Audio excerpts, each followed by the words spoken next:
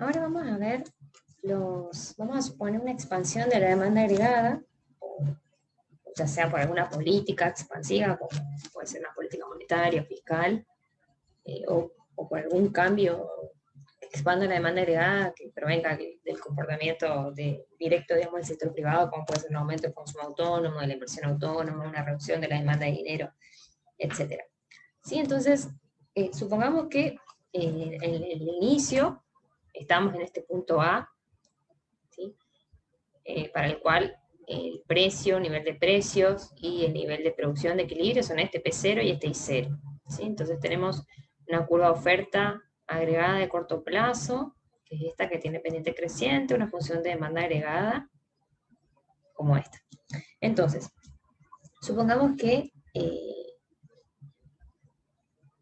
partimos de un punto para el cual en el mercado de trabajo también estamos en una situación de equilibrio, ¿sí? Como esta, obviamente, donde el equilibrio se da en la compatibilidad de aspiraciones de los trabajadores, ¿sí? Dada por la SRN, y los empresarios, que está reflejado el comportamiento en la SRP. Estamos en este punto A, con un salario real W0 sobre P0 y un nivel de empleo N0. ¿Sí?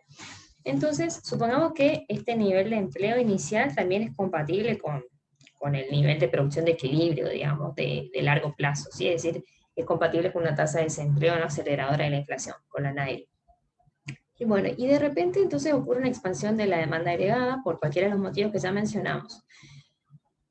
Primero voy a mostrar los efectos, el efecto a grandes rasgos, y después vamos a ir paso por paso, ¿sí? Entonces, lo que tenemos es que, como efecto directo, digamos, la curva de demanda agregada se nos va a ir hacia la derecha. Si se expande, tendremos en principio un exceso de demanda agregada, que ahora vamos a ver cómo se cubre, ¿sí?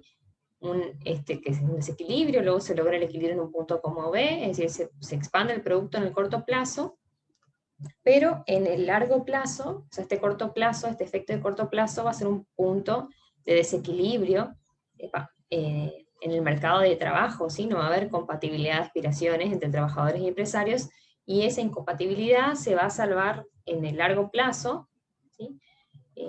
A través de contracciones sucesivas de la curva de oferta agregada hasta llegar al equilibrio de largo plazo, que se va a dar para el nivel de producción que es compatible con la NAIRU y un nivel de precio relativamente más alto. ¿Sí? Entonces, vamos a tener que en el corto plazo esta expansión de la demanda agregada tiene efectos positivos en términos reales, pero en el largo plazo solo nos lleva a más inflación.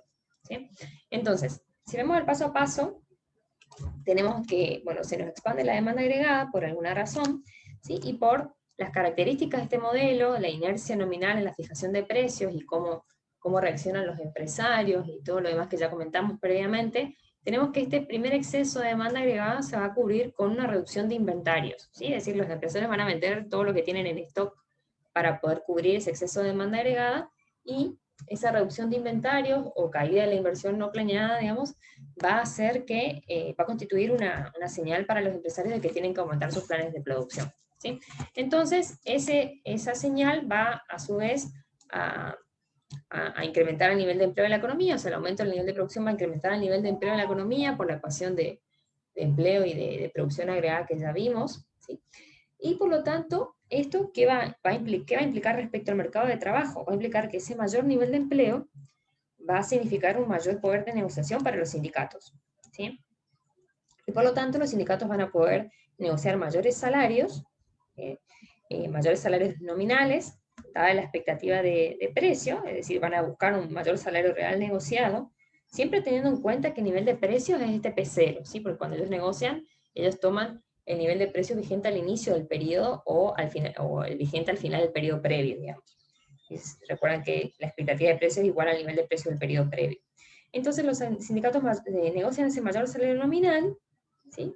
Que vamos a ver un ratito este gráfico, es decir, se van a un punto como B, donde en P tenemos, si se quiere, podemos pensar en un W1 nominal sobre P0, si ellos creen que tiene un mayor salario real, un salario como este, y los empresarios le conceden ese mayor salario nominal, pero lo trasladan totalmente a un mayor nivel de precios, ¿sí? Es decir, los empresarios se van a estar ubicando en este punto, que lo pueden pensar como punto B', que es equivalente a SW hace salario nominal más alto que pidieron los sindicatos, pero nivel de precio también más alto, ¿sí? Donde el incremento que le conceden los empresarios en términos de salario nominal es igual al incremento en el nivel de precios. Entonces, en definitiva, los empresarios siguen pagando el mismo salario real y los sindicatos creen estar recibiendo un salario real elevado, más elevado.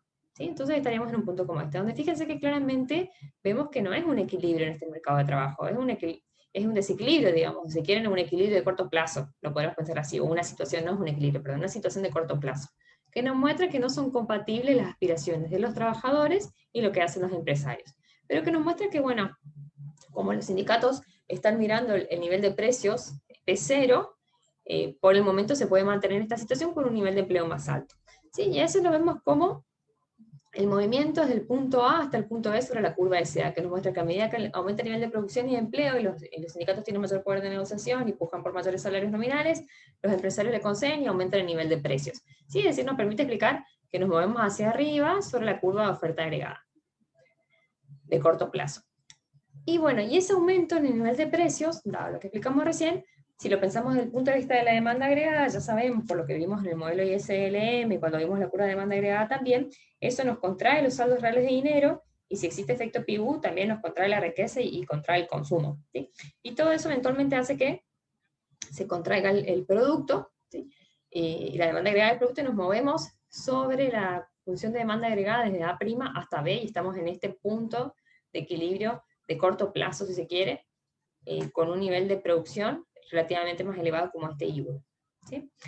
Bueno, y luego, ¿qué pasa? En el siguiente periodo, cuando los sindicatos ya actualizan su expectativa de precio y ven que en realidad el precio no es P0, sino P1, se aumentó la expectativa de precio, entonces los sindicatos van a volver a negociar un mayor nivel de salario nominal para poder recomponer su salario real, digamos.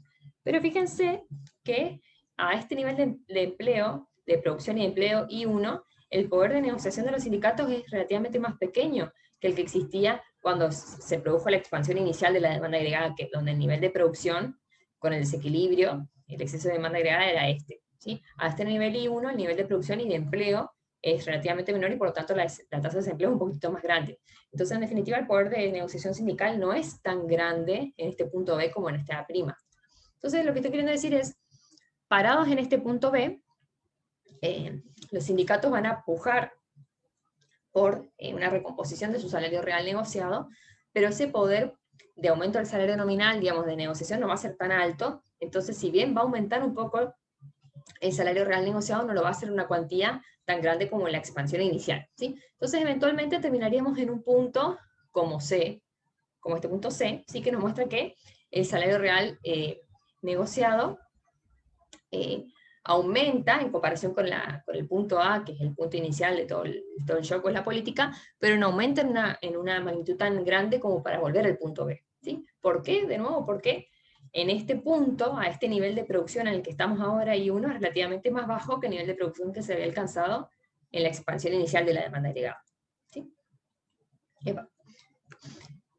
Entonces, acá en este punto C tendríamos, si se quieren, un salario nominal W2, que en términos de salario real para los sindicatos sería un W2 sobre P1, donde P1 sería este nivel de precios, que es el que tienen en cuenta los sindicatos, y los empresarios le concederían ese W2, ¿sí? Que es relativamente más alto al salario nominal inicial, y todo el incremento que le dan en términos de salario nominal lo traducen en un incremento de precios. ¿Sí? Entonces, en realidad el salario real pagado por los empresarios no cambia, es decir, ellos seguirían parados acá, y de nuevo estaríamos en una situación de incompatibilidad de aspiraciones de trabajadores y empresarios. ¿Sí? Estaríamos de nuevo en un punto de desequilibrio, si se quiere, temporal, con un nivel de empleo como este N2. ¿Sí? A eso, ¿cómo lo vemos en términos de la curva de oferta agregada? Lo vemos como un desplazamiento hacia la izquierda. ¿Sí? ¿Por qué desplazamos la curva agregada en este caso? Porque todo el movimiento que estamos explicando, o el mecanismo que estamos explicando, se da justamente por un cambio en las expectativas de precio. ¿Sí? Un cambio en los precios esperados, que hace que los sindicatos renegocien, digamos, sus salarios, pero dado que el shock fue un cambio en la expectativa de precio. ¿Sí? Entonces, en ese caso, si se quiere, dado el nivel de precio, considerado este punto B dado a nivel de precio, el cambio en el precio esperado hará que para cada nivel de precio, el nivel de producto sea relativamente inferior. Por eso desplazamos la curva de oferta agregada hacia arriba. Bien. Bueno, y acá fíjense que esto, y bueno, y cómo explicamos que nos movemos sobre la curva agregada, de demanda agregada desde el punto B hasta el punto C, de la misma forma que explicamos cómo nos movimos del punto A' hasta el punto B. Es decir, como los precios aumentan por el mecanismo de fijación de precios de los empresarios, los saldos reales de dinero caen, la riqueza financiera en términos reales cae, el consumo agregado cae, ¿sí? Todos los efectos que ya ustedes conocen de un aumento del nivel de precios en la curva de demanda agregada. Entonces nos movemos del punto B hasta el punto C sobre la función de demanda agregada y estamos en este nuevo equilibrio de corto plazo en el punto C. ¿Sí?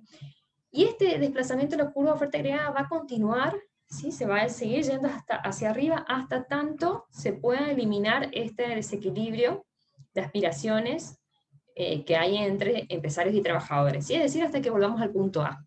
Acá este gráfico está copiado debajo, digamos, bajo lo simula en 2 desplazamientos de la curva de oferta agregada, pero ustedes si quisieran podrían pensarlo como sucesivos desplazamientos de la curva de oferta agregada, contracciones hasta que se elimine ese desequilibrio en el mercado de trabajo.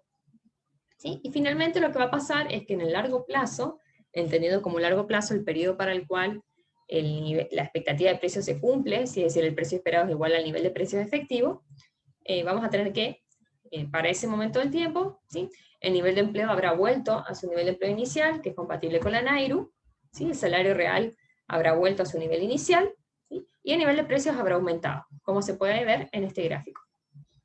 ¿Sí? Entonces, en definitiva, ¿cuáles son los efectos de una expansión de la demanda agregada para el modelo de la nueva macro keynesiana?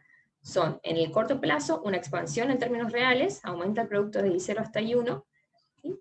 Que es compatible con un desequilibrio en el mercado de trabajo, ¿sí? Transitorio o de corto plazo, y luego, en el largo plazo, cuando los sindicatos actualizan su expectativa de precios, ¿sí? Esa expansión de la demanda agregada inicial se irá contrayendo, ¿sí? En la medida que se elimina este desequilibrio en el mercado de trabajo, ¿sí? Se va cada vez haciendo más compatibles, digamos, el salario real que se negocia con el salario real que efectivamente se paga, hasta que finalmente se vuelve a un nivel de empleo y de producción compatibles con los niveles iniciales y un nivel de precios relativamente más alto. ¿Sí? Es decir, toda la expansión inicial en términos de producto, finalmente en el largo plazo, queda solo en efectos en términos de precio, y también el nivel de empleo vuelve a su nivel inicial, el salario real vuelve a su nivel inicial. ¿Sí? ¿Por qué vuelve a su nivel inicial? Porque si bien en términos nominales aumenta el salario, el nivel de precios aumenta en una misma proporción, de forma tal que el salario en términos reales se mantiene inalterado.